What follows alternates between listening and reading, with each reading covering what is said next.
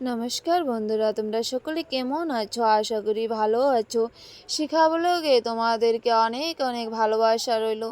বন্ধুরা, এখানে আমি শাক ওঠাচ্ছি, তোমরা তো দেখতেই পারছো। আমি আলু শাক উঠাচ্ছি, দুপুরবেলা বানাবো। আর রুই মাছ রেখেছি, কিন্তু ওদিকে মাছওয়ালা এসেছিলো যে বন্ধুরা। তারপরে যে শাকটা উঠিয়ে বাসন কয়টা ছিল ওগুলো ধুতে এসেছি। বাসনগুলো ধোয়ার পর তারপরে এই কাপড়, তোমরা তো দেখতে পাচ্ছ কলপারে কাপড় ছিল।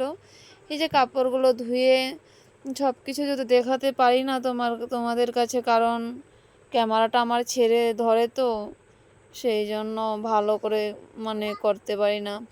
বন্ধুরা, আমি কিন্তু ব্লগটা নতুনই শুরু করেছি। যদি আমাদের কথাবার্তা তোমাদের কোনো ভুল খারাপ লাগে, তাহলে আমাকে দেখো ক্ষমা করে দিও। কারণ আমার কি করে কথাবার্তা বলতে হয় আমি কিন্তু ভালো করে ব্লগের বিষয়ে বা ভিডিওর বিষয়ে আমি জানি না। কিন্তু তবুও আমার একটা ইচ্ছা যে ইউটিউবে ভিডিও বানানো। দেখো, আমার স্বামী তো প্রথমে রাজি হয় না। আমি অনেক কষ্ট করে তাকে বুঝিয়ে এই ব্লগটা নতুন করে বানিয়েছি। তবু নিজে তো জানি না, আরেকজন থেকে শিখে এসেছি। শিখে যে অল্প অল্প নতুন করে করছি। তোমাদের যদি আমার ভিডিওগুলো দেখতে চাও বা ভালো ভালো তো লাগে না আমি জানি। যদি ভালো লাগতো তোমাদের কাছে, তাহলে তো একটা লাইক কমেন্ট সাবস্ক্রাইব করতে, কিন্তু কেউ তো তোমরা লাইক কমেন্ট সাবস্ক্রাইব কিচ্ছু করো না। দেখো, তারপর দেখো আমি যে শাকগুলা কেটে নিয়েছি, আর এদিকে ভাতটা আমার হয়ে গেছে, ভাতটা নামিয়ে নেব। আর আমার ছেলে কিন্তু ছোট ছেলে আমার, ওর খেতে পেয়ে গিয়েছে, ভাতের জন্য কান্না করছে।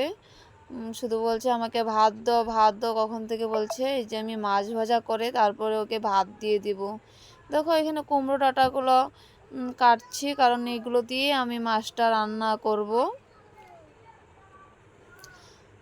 বন্ধুরা, তোমরা কে কোথায় থেকে আমার ভিডিওটা দেখছো, অল্প লাইক দিয়ে কমেন্ট করে বলবা, আর সাবস্ক্রাইব করে আমার পাশে থাকবে। দেখো, এখানে আমি শাকগুলো পেঁয়াজ দিয়ে বানিয়ে নিচ্ছি, আর বেগুনের বড়া বানিয়েছিলাম। আর এখানে আমি আরেকটা কড়াই বসিয়ে দিয়েছি। এই যে মাছগুলো ভেজে নেব। শাকগুলো এই যে আমি ভাজা করার পরে,